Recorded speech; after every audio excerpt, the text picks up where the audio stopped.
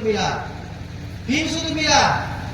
एक जो दूसरा सूत्र है वो महादेव का आदेश के रूप में मिला कि तुम जो करते हो वो दुनिया को कहो। महादेव का आदेश था। और गुरु आदेश क्या होता है? प्रथम होता है। गुरु का आदेश क्या होता है? प्रथम होता है। लेकिन साहब श्री कहें कि गुरु का आदेश पालन करने के लिए बिना महादेव की दया का संभव नहीं है। इसलिए साहब श्री प्रथम स्थान पर दया को रखे और इसको गुरु चर्चा को यानी गुरु के आदेश को दूसरा स्थान पर और तीसरा स्थान पर रखे नमन को। और ये तीनों प्रक्रिया, इस तीनों प्रक्रिया को करने के बाद शिव के गुरु स्वरूप से हम सभी जुड़ सकते हैं। तो साहब श्री तीनों सूत्र हम लोगों के बीच लाए और तीनों सूत्र में प्रथम स्थान पर रखे दया मांगने को। कौन सूत्र रखे पहला स्थान पर? थोड़ा बोलिए, अच्छा लगे। प्रथम सूत्र में क्या था? दया मांगना। दया मांगते हैं तो हम सभी क्या कहते हैं कि हे शिव आप मेरे गुरु हैं, मैं आपका शिष्य हूँ, आप उस चीज पर दया कर दीजिए। देखिए अपने आप को 3 बार समझाना पड़ता है और तीनों बार में 3 मतलब है। तीनों बार में 3 ऐसा नहीं है कि प्रथम सूत्र में केवल स्वयं के लिए। देखिए जैसे है ना, हम कहते हैं कि आप मेरी बहन हैं, आप मेरी बहन हैं, तो मेरा भाव ज्यादा होता है कि मेरी बहन है, मेरी।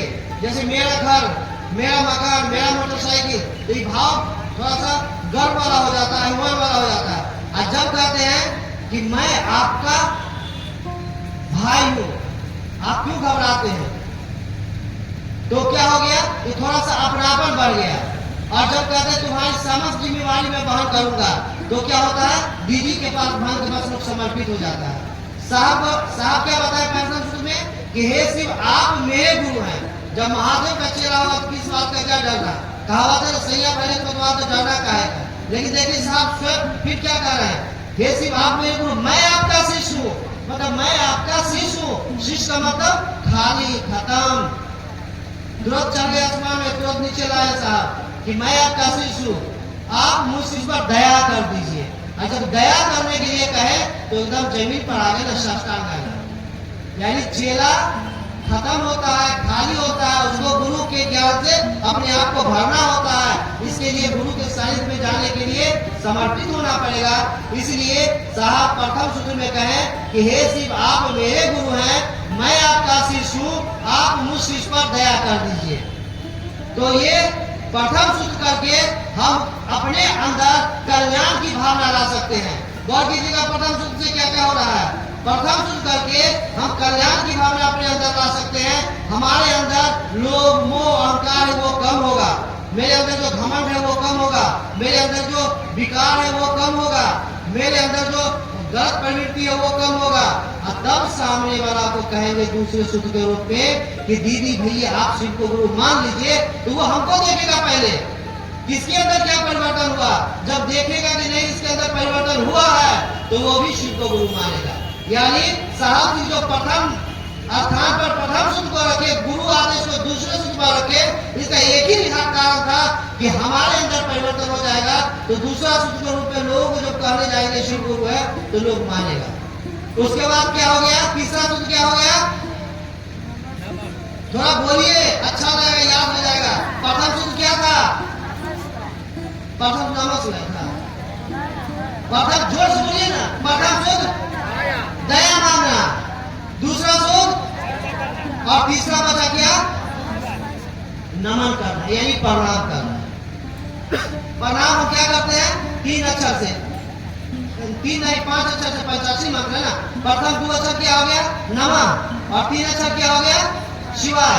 तो 3 और 2 मिला के 5 पंचाक्षरी अक्षर से हम लोग प्रणाम करते हैं।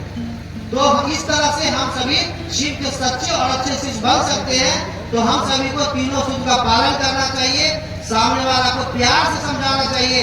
शिव शिष्टा जो है ना आग्रह की चीज है, जबरदस्ती की चीज नहीं है। किसी को हम जबरदस्ती शिव का शिष्य नहीं बना सकते।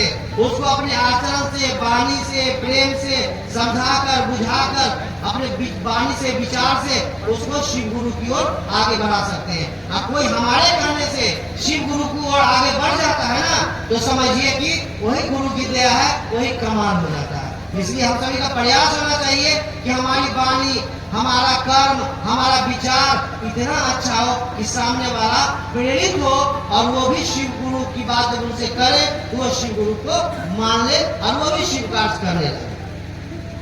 तो इस तरह से हम सभी शिव के सच्चे और अच्छे शिष्य बन सकते हैं। अब आइए, साहब जी कहाँ रहते थे? और बहुत लोग तो सोच रहे हैं कि साहब जी अभी संसार में नहीं है, तो ऐसी बात नहीं है। साहब जी आज भी संसार में है और बोले थे जब मैं शरीर में नहीं रहूंगा तो मैं सभी जगह हूँ, स्वतंत्र हूँ और हर एक जगह मैं विद्यमान रहूंगा। और जानते हैं जहाँ साहब जी नहीं रहेंगे ना तो महोत्सव हो ही नहीं सकता, किसी के मुंह से आवाज ही नहीं निकलेगा। यहाँ भी साहब श्री दीदी माँ है, अपने गुरु महादेव की दया है, तब यहाँ पर हम सभी अपने गुरु शिव की बात कर रहे हैं।